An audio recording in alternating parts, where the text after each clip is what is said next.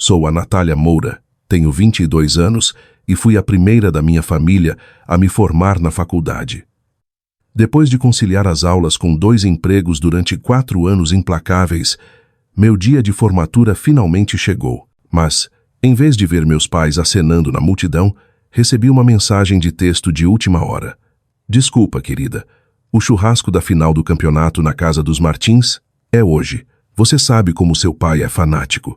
Caminhei por aquele palco sozinha, diploma na mão, sorri para a câmera fingindo que estava tudo bem e depois chorei no meu carro até minha maquiagem derreter.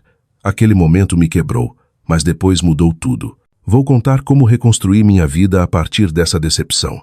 Deixe um comentário dizendo de onde você está assistindo. Se sua família já te decepcionou quando você mais precisou, inscreva-se e fique comigo, porque às vezes ser deixado para trás é exatamente o que nos empurra para a frente. Nasci e fui criada em um lugar onde os sonhos raramente passavam da porta da cozinha. São Bernardo do Campo, no ABC Paulista. Um bairro onde todo mundo sabia quantos carros havia na garagem de cada vizinho, mas pequeno demais para alguém como eu esconder qualquer coisa por muito tempo. A casa onde morei com meus pais foi construída na época dos meus avós. Uma casa térrea com paredes cor de creme, agora desbotadas para um cinza encardido pela fumaça da cozinha e a poeira do tempo. Nosso quintal tinha mais terra batida do que grama. O portão de ferro estava enferrujado e o trinco sempre emperrava, fazendo um barulho metálico familiar toda vez que eu escapava para a biblioteca pública.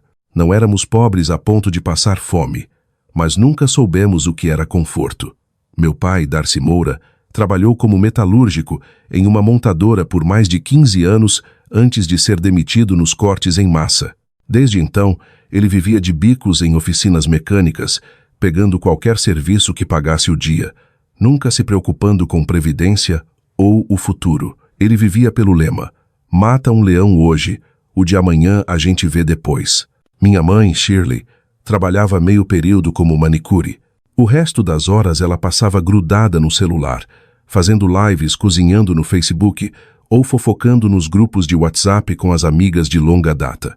Na nossa casa, 3 coisas eram tratadas como religião: cerveja gelada, futebol e tradição.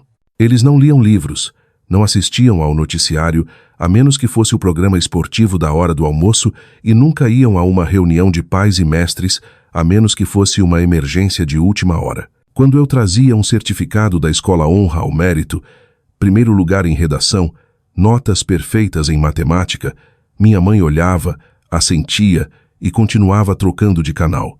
Meu pai resmungava algo como: legal, mas você já lavou o quintal? Aprendi cedo que eu não pertencia àquele lugar. Eu não gostava de futebol.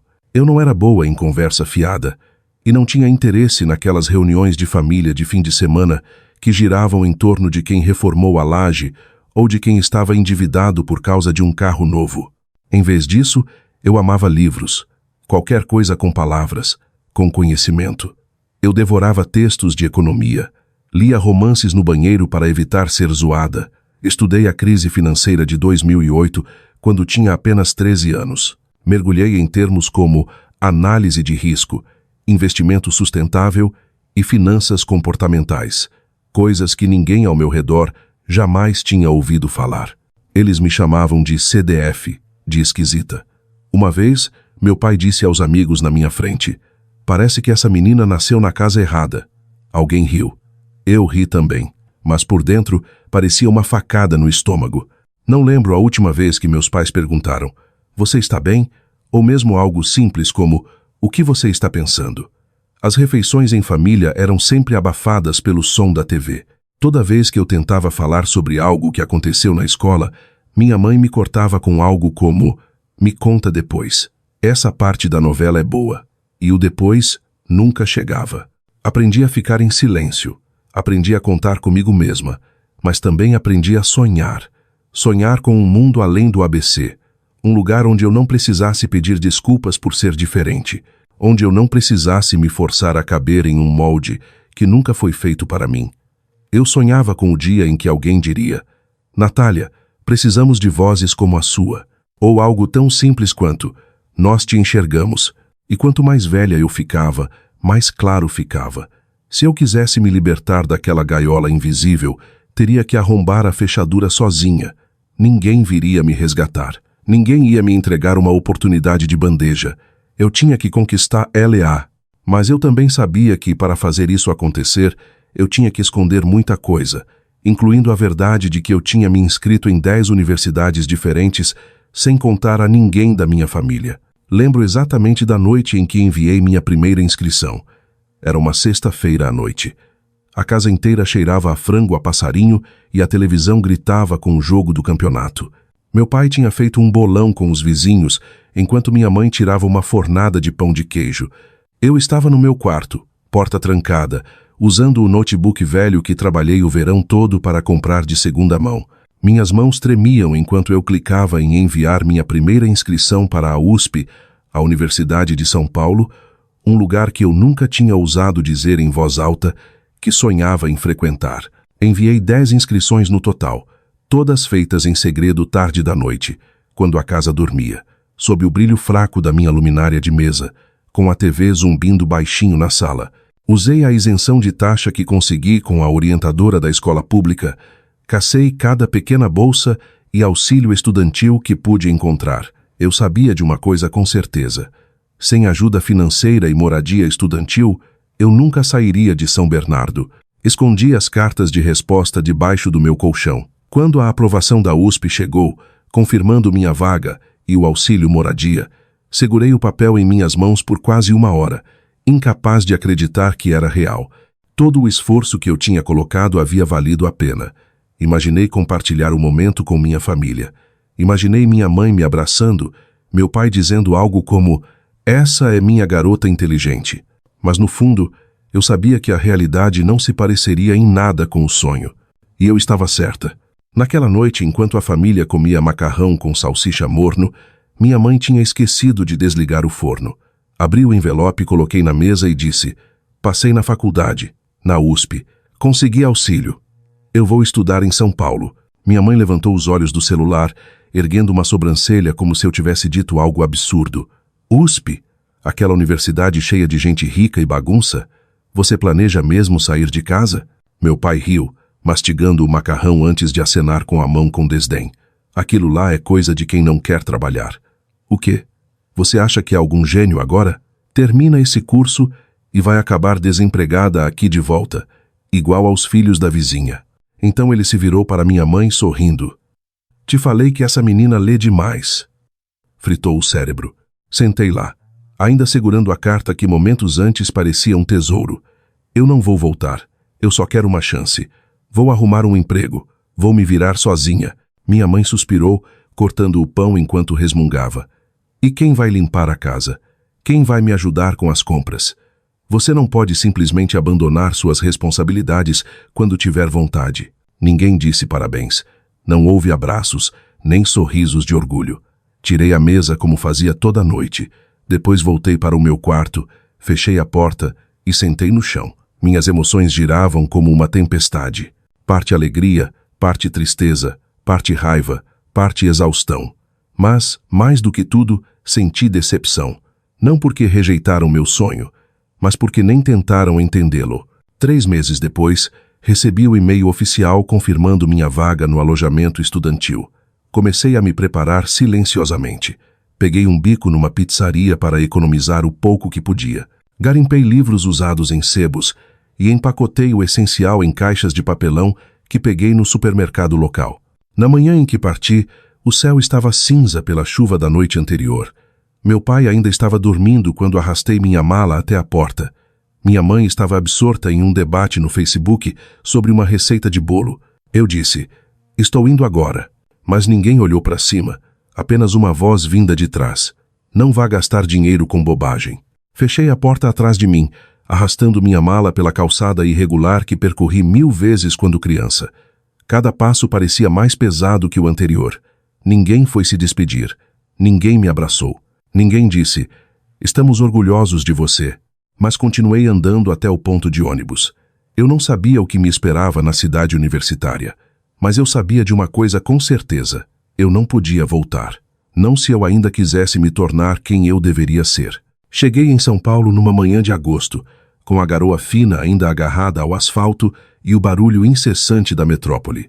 O alojamento ficava longe do ponto final do ônibus.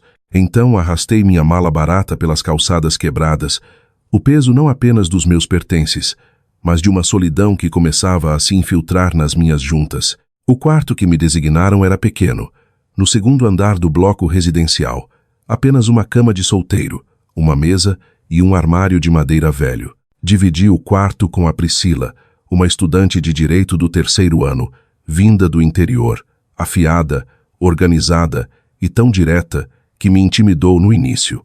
Mas a Priscila também foi a primeira pessoa a me fazer uma pergunta que, na superfície, parecia simples. Vindo de tão longe, seus pais te trouxeram. Eu não sabia o que dizer, então apenas forcei um sorriso e balancei a cabeça. Eu não estava pronta para que ninguém soubesse a verdade, que eu tinha embarcado em um ônibus intermunicipal como alguém fugindo de um lugar que nunca a acolheu de verdade. Durante minha primeira semana, consegui um emprego em uma pequena lanchonete perto do campus. Minha agenda lotou rapidamente. Aulas em tempo integral de manhã, trabalho das 14 horas às 20 horas, depois estudar até tarde da noite. Tornou-se um ciclo. Aula, trabalho, estudo, repetir. Minhas refeições eram salgados que sobravam da lanchonete ou macarrão instantâneo barato. Depois de apenas algumas semanas, comecei a perder o sono por pura exaustão. Um dia, adormeci durante uma aula de macroeconomia. Minha cabeça caiu sobre o livro como se eu estivesse tentando absorver conhecimento por osmose. Meu professor, Dr. Hélio, percebeu. Ele pediu para falar comigo depois da aula. Pensei que ele ia me dar uma bronca, mas em vez disso ele perguntou: "Em quantos empregos você está trabalhando?" Quando respondi com sinceridade, ele não julgou.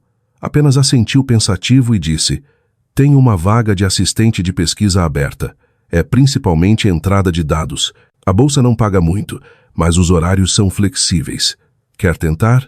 Eu disse: "Sim", sem hesitar. Aquele trabalho me permitiu reduzir minhas horas na lanchonete e sentar em um escritório com ar-condicionado pelo menos algumas tardes. Foi também na aula do Dr. Hélio que conheci o Jonas, um estudante de medicina com olheiras permanentes, e a Mel, estudante de engenharia, uma garota negra com tranças e uma mente afiada como um bisturi. Nós três começamos a estudar juntos na biblioteca nos fins de semana. Lentamente, eles se tornaram as primeiras pessoas com quem eu podia realmente me abrir. Uma noite, enquanto Jonas e eu trabalhávamos em um trabalho à 1 hora da manhã, ele brincou: "Natália, quando foi a última vez que você realmente descansou?" Dei de ombros. "Ensino fundamental, talvez?" Mel interveio, fingindo estar séria. "Deveríamos começar um clube.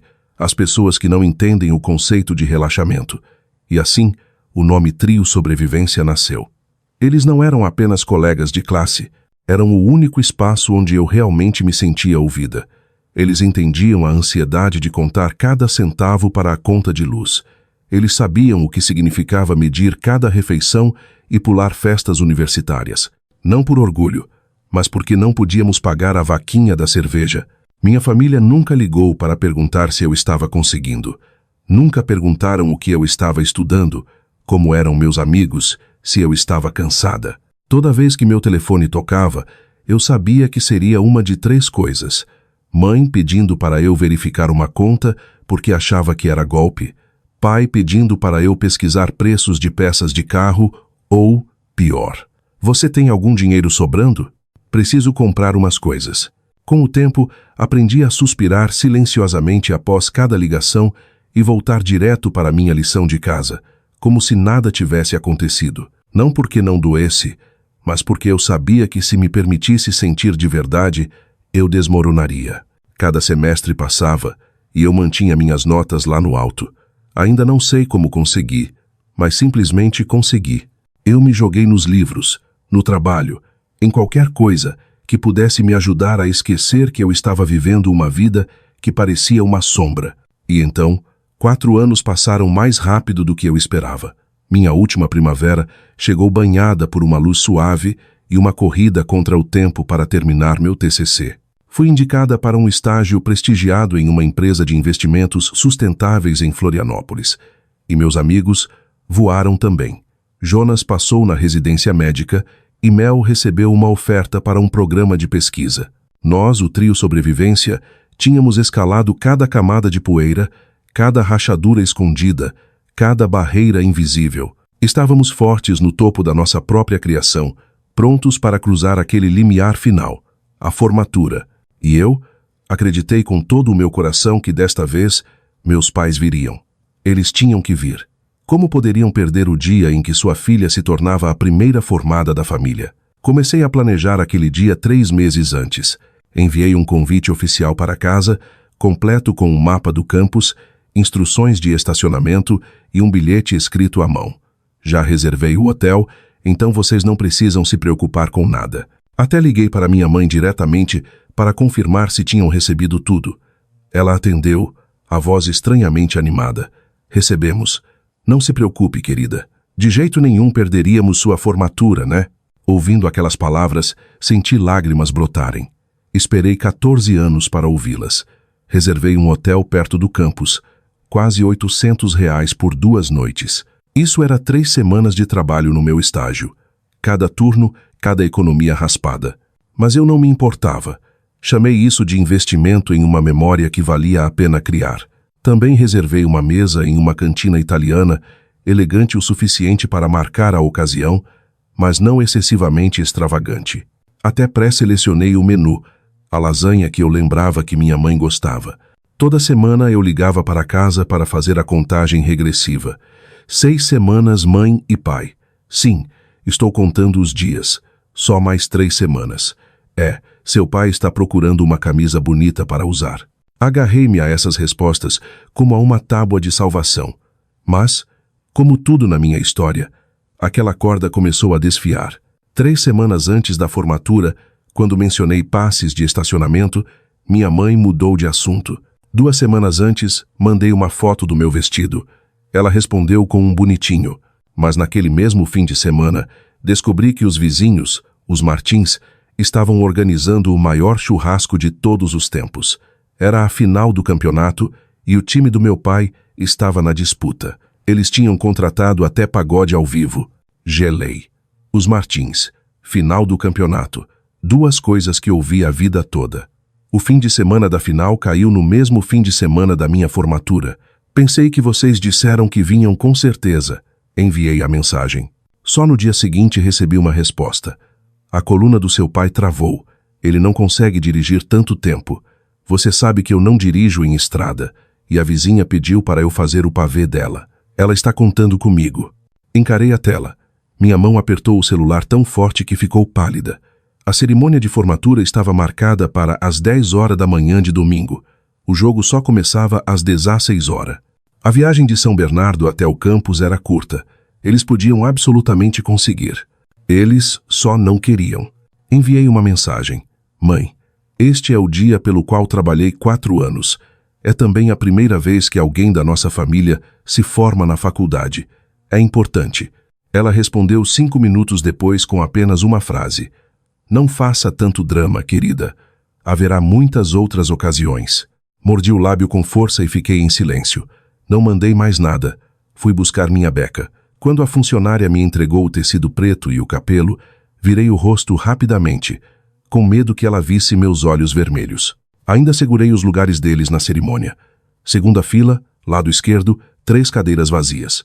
Na noite anterior à formatura, preparei tudo com cuidado. Vestido passado, sapatos engraxados.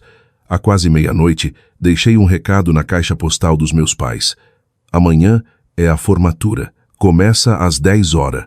Guardei os lugares. Mesmo se atrasarem, ainda espero ver vocês. Na manhã seguinte, acordei às 6 horas. Me vesti em silêncio. O campus estava lotado. Todo mundo tinha alguém. Risadas, nomes sendo chamados, flashes de câmeras. Caminhei até a área de check-in. Às 9h52, a tela do meu celular acendeu. Meu coração disparou. Mas não era uma mensagem. Era uma notificação do Facebook. Shirley Moura tinha acabado de postar 3 novas fotos. Toquei para abrir. A primeira foto era uma mesa transbordando de comida, cerveja e a legenda sobre o esquenta.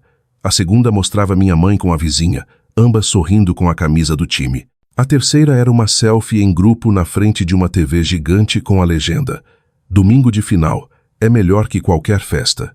Verifiquei a hora. 9h56. Fiquei paralisada. Minhas mãos tremiam tanto que tive que segurar a gola da beca. Então, uma voz ecoou. Natália Moura. Engoli o nó na garganta. Respirei fundo, caminhei até o centro do palco, cercada por centenas de mãos aplaudindo. Não para mim. Recebi meu diploma, sorri para a câmera e assim que me virei para sair, olhei para a segunda fila à esquerda. 3 cadeiras vazias, nunca usadas. Depois da cerimônia, enquanto todos se reuniam para fotos com as famílias, passei por eles quietamente, evitando olhares de pena. Caminhei direto de volta para o alojamento, ainda de beca, e quando a porta fechou, finalmente me permiti desabar e chorar. Não porque eles não apareceram, mas porque eu realmente acreditei que dessa vez seria diferente. 2 dias depois, meu telefone tocou. Era meu pai. Atendi, com a voz ainda rouca. Alô? A voz dele veio leve como sempre. Oi, Natália. Preciso de um favor. O telhado tá com goteira, parece que a parte dos fundos já era. O pedreiro disse que vai custar uns 3.200. Sua mãe disse que você ganhou um dinheiro de presente de formatura. E naquele momento, percebi que para eles, o diploma que eu segurava importava menos do que uma conta de conserto de telhado. Não lembro como terminei a ligação. Só lembro de sentar na cama depois, imóvel, com aquela frase ecoando. Sua mãe disse que você ganhou um dinheiro. Nenhum parabéns, nenhum estamos orgulhosos, apenas um pedido. Mais uma vez, eu era um caixa eletrônico emocional. Naquela noite, não dormi. Abri meu notebook e entrei no portal da empresa em Florianópolis, onde eu tinha aceitado a oferta de emprego. Digitei um e-mail curto para o RH. Devido a circunstâncias pessoais inesperadas, gostaria de saber se é possível começar antes da data original. Estou pronta para me mudar para Florianópolis a qualquer momento. Na manhã seguinte recebi a resposta. Apoiamos totalmente. A empresa fornecerá 2 semanas de moradia temporária. Envie os detalhes do voo. Arrumei minhas coisas. Não muito. Roupas, laptop, livros e uma foto emoldurada com Jonas, Mel e Priscila. Antes de sair de São Paulo, liguei para minha mãe. Estou me mudando para Florianópolis na terça-feira. Não posso ajudar com o telhado agora e preciso de um tempo. Quando estiver pronta, eu entro em contato. Silêncio do outro lado. E ela respondeu, irritada. Você está falando como se tivéssemos feito algo terrível. Família ajuda família. Não esqueça quem te criou. Mordi o lábio. Não esqueci. Mas a ajuda deve vir do amor, não da culpa. Desliguei. Na terça-feira, arrastei minha mala para fora do campus. Eu não sabia exatamente o que me esperava em Floripa, mas sabia disso. Estava levando comigo a única pessoa com quem eu realmente podia contar. Eu mesma. Florianópolis me recebeu com o sol brilhando e um ar estranho e novo. Liberdade. O apartamento temporário que a empresa arranjou ficava perto da beira-mar. Pequeno, mas limpo.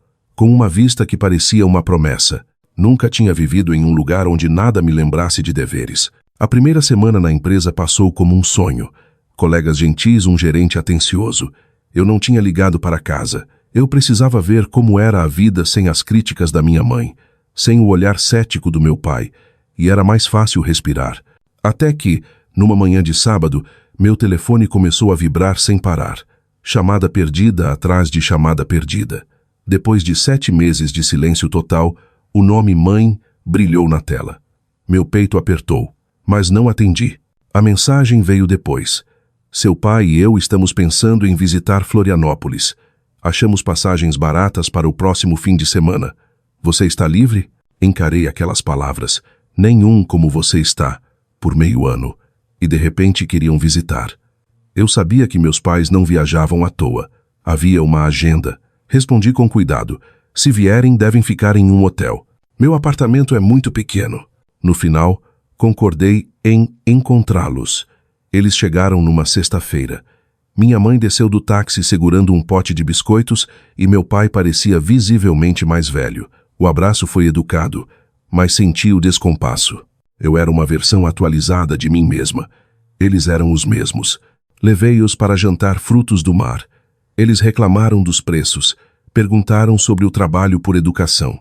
Então meu pai largou o copo de cerveja e disse: "Na verdade, viemos porque precisamos falar com você. Um amigo meu, o Betão, está abrindo um negócio de terrenos, um loteamento novo no interior. Se ele conseguir uns 5.000 de entrada, disse que você pode entrar como sócia. Pensei que com sua experiência em finanças, você veria o valor." Minha mãe interveio: "Claro, não estamos pressionando. Só achamos que seria uma ótima oportunidade de você ajudar a família." Olhei para eles. O casal que nunca me colocou à frente de um jogo de futebol, que me deixou andar naquele palco sozinha, e agora viajavam quilômetros para pedir dinheiro para um esquema de um amigo do meu pai.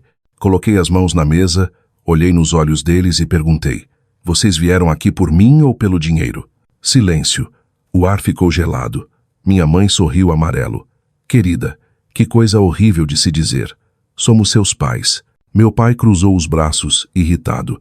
"Esse tipo de conversa é desrespeitosa. Viajei até aqui e você age como se fôssemos aproveitadores." Respirei fundo. "Não, pai. Estou tentando separar amor de obrigação.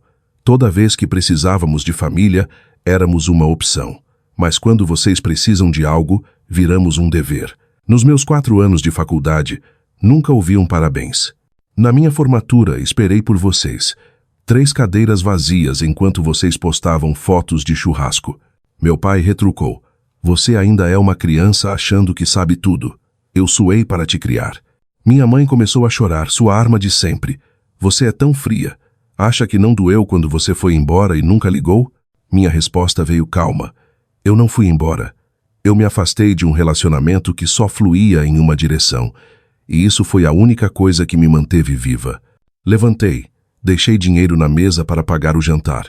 Vou pagar o jantar, como paguei por tudo o resto, incluindo a confiança. Saí do restaurante. Caminhei para casa sob uma chuva fina, mas com o coração mais leve do que nunca. A mensagem veio à meia-noite: "Pode nos levar ao aeroporto amanhã. Táxi é caro." Respondi: "Do hotel. Andem até o ponto. O ônibus executivo vai direto para o aeroporto. Boa viagem." 1 ano depois, neste exato dia, estou parada na trilha ao redor da Lagoa da Conceição, vendo o sol nascer sobre a água. Ninguém está ao meu lado e não preciso que esteja. Vim sozinha, mas não sou mais a menina que se formou em silêncio. Sou Natália Moura, analista financeira sênior. Tenho meu próprio apartamento, estantes que eu mesma montei e uma vida que ninguém me deu. Depois daquele confronto, desenhei limites claros. Nada de transferências, nada de investimentos conjuntos. Envio cartões de aniversário, mas não sou mais o banco de reserva deles. Semana passada, fui convidada para ser mentora de estudantes universitários de primeira geração. Aceitei na hora. Hoje vou conhecer uma garota chamada Aline, do interior, cujos pais querem que ela desista dos sonhos por algo prático. Sorri ao ler a mensagem dela, porque me vi nela. Mantenho uma foto na minha sala. Eu na formatura com Jonas, Mel e Priscila. Família escolhida. Aqueles que nunca foram embora. Desbloqueei meu celular pela primeira vez em 1 ano e postei aquela foto de formatura publicamente. Apenas uma legenda curta. 1 ano depois, eu entendo. Caminhar sozinha não é fracasso. É o primeiro passo para a liberdade. Se você já se viu na beira entre o que sua família espera e o que seu coração deseja, saiba disso. Você tem o direito de escolher.